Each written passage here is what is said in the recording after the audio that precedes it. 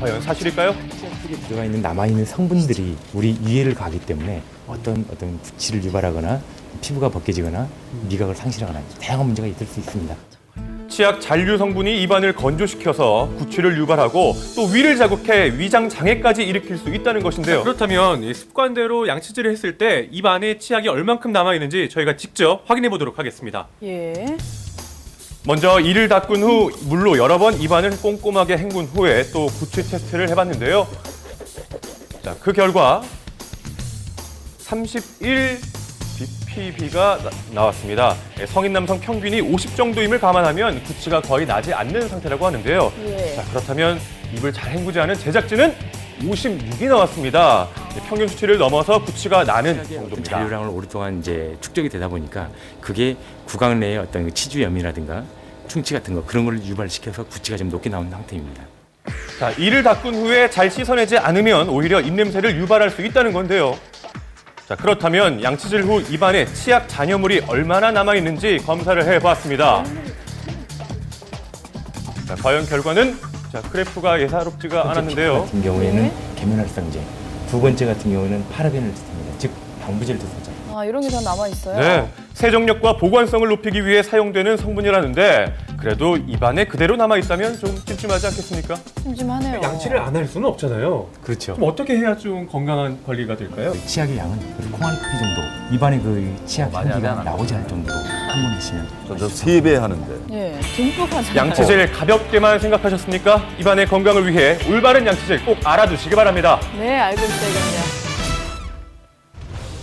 나날이 발전하는 과학기술, 이제는 냄새나 걸음걸이만으로도 범인을 잡을 수 있다고 합니다. 그래요? 올해 1월에 있었던 버스 차고지 방화 사건, 무려 25억 원의 피해를 입었지만 초반 수사에 난항을 겪었었는데요. 얼굴을 알아볼 수가 없는 상태였습니다. 그래서 걸음걸이밖에는 분석할 수 있는 정보가 없었죠. 하지만 피의자를 잡는데 증거는 뒷모습이면 충분했습니다. 바로 새롭게 도입된 걸음걸이 분석을 이용했기 때문인데요. 골반의 움직임이라든가 또는 무릎의 각도까지도 달라지기 때문에 이 같은 보행의 패턴은 그 사람의 특징을 지어주는 아주 중요한 요인이 되겠고요.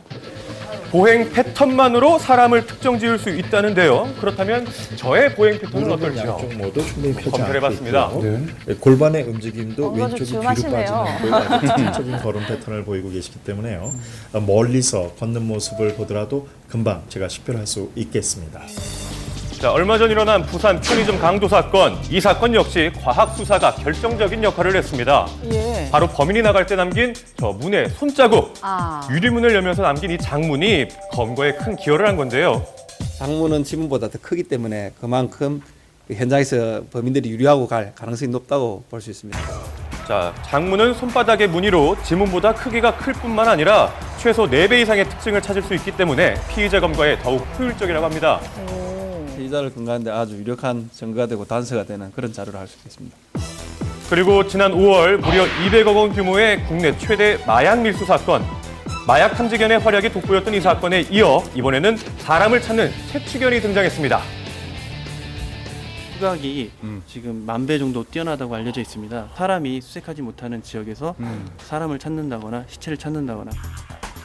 일반 탐지견과 조금 다르게 사람의 채취가 묻은 물건을 숨겨두면 뛰어난 후각을 발휘해서 채취가 묻은 물건을 찾아낸다고 하는데요. 자, 바람의 영향을 받지만 최대 100m 이상 떨어진 거리에 채취도 맡을 수 있다고 합니다. 자, 찾아냈죠?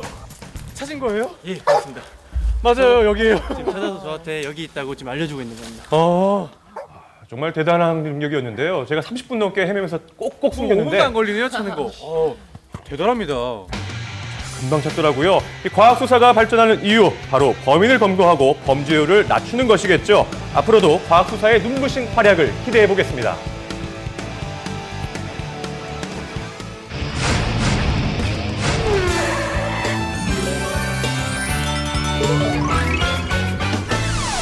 네, 오늘도 어떤 상황들이 있는지 만나볼까요? 그런데 왼쪽에 자전거 한 대가 나타나더니 지나가는 오토바이와 부딪혔습니다.